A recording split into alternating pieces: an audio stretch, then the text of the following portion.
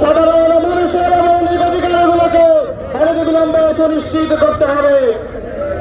আজকের এই সমাবেশ সফল হোক। বাংলাদেশ জিন্দাবাদ, ইসলামী ছাত্র শিবির জিন্দাবাদ।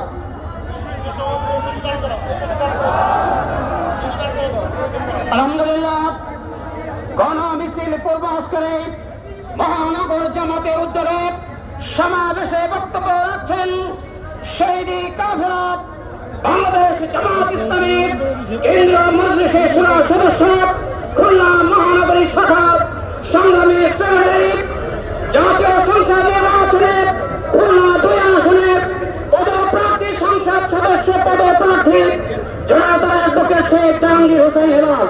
বক্তব্য রাখছেন অ্যাডভোকেট শেখ জাহাঙ্গীর হোসেন হেলাল।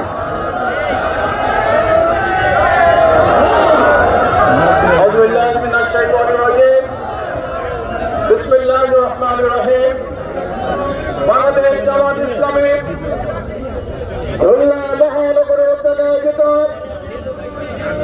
5ই আগস্টের বর্ষ পূর্তিতে আজকের এই সমাবেশ এবং গণমিছিলের সংগ্রামী সভাপতি, নেতৃবৃন্দ, সংগ্রামী খুলনাবাসী, আসসালামু আলাইকুম ওয়া রাহমাতুল্লাহি ওয়া বারাকাতুহু।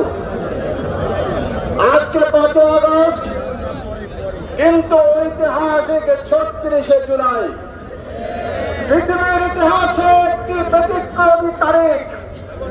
যে 36শে জুলাইয়ের মধ্যে রক্তাক্তের একটি ঘটনা ইতিহাস এখানে লুকায়িত আছে।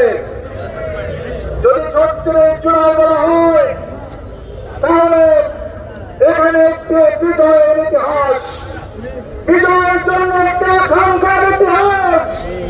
1 জুলাইতে বিপ্লব সংগঠিত করতে হবে, এরকম একটি চেতনা এবং আকাঙ্ক্ষা ছিল।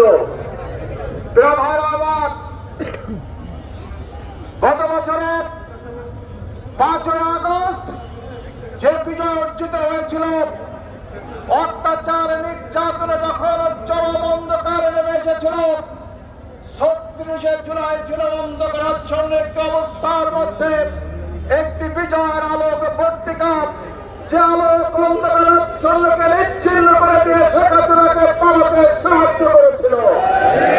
আজকে স্পষ্টভাবে বলে দিতে চাই, বিজয় অর্জন করতে গিয়ে যারা শহীদ হয়েছে, এই শহীদদের নাম অবিলম্বে কেটে বাগারে পূর্ণতা দিতে হবে। যারা আহত হয়েছে তাদের চিকিৎসার ব্যবস্থা করতে হবে। যারা ওই আন্দোলনে নিজেদের ত্যাগ স্বীকার করেছে, পরিবার ক্ষতিগ্রস্ত হয়েছে, সংগ্রামের সকল পরিবারের পাশে দাঁড়াতে হবে। অবিলম্বে তাদের বিচারকে দৃশ্যমান করতে হবে।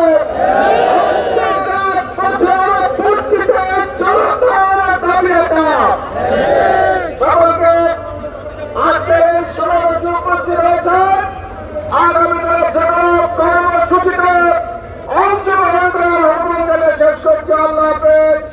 বাংলাদেশ জিন্দাবাদ, বাংলাদেশ জামাত ইসলামী জিন্দাবাদ।